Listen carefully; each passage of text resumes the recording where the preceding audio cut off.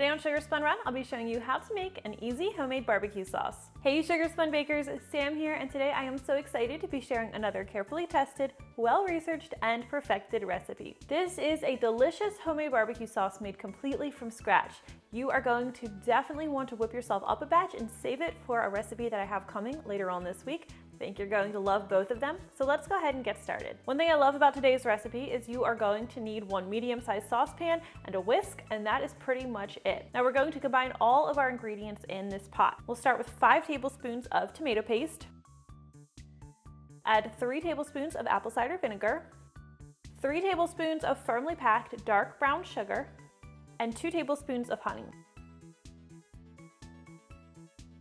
Now I'm going to go ahead and whisk these together right now just to give us a nice thick base that our spices should incorporate nicely into.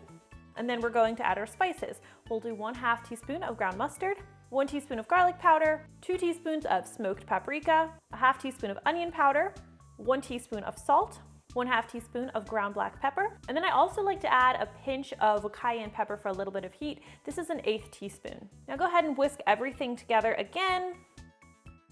And we'll also add 1 tablespoon of olive oil, 1 tablespoon of Worcestershire sauce, Worcestershire, and 1 cup of chicken stock. Now whisk everything together so it's nice and well combined. And we'll turn our stovetop heat to about medium. Now what we're going to want to do is we're going to bring this mixture to a simmer while stirring occasionally. All right, now once this is simmering, we're going to let it cook until it has reduced enough so that it's thickened to a nice barbecue sauce consistency. That way it's not too watery.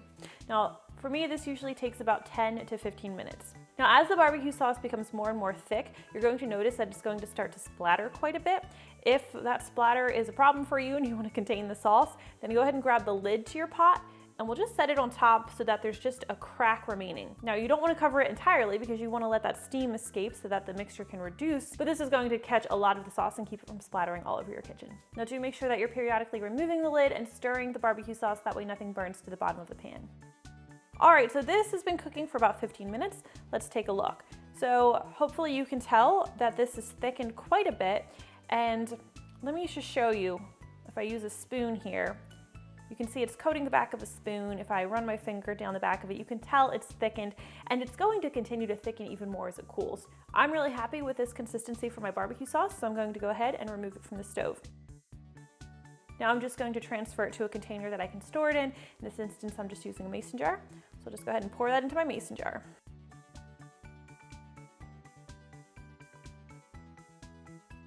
And that is how you make my all-time favorite homemade barbecue sauce. It's the perfect blend of sweet and smoky. I cannot wait for you to try this one out. I think you're really going to love it. Thank you so much for watching, and if you do try this out, please leave me a comment and let me know what you think. I always love hearing from you. We'll see you next time. That is good. Whew.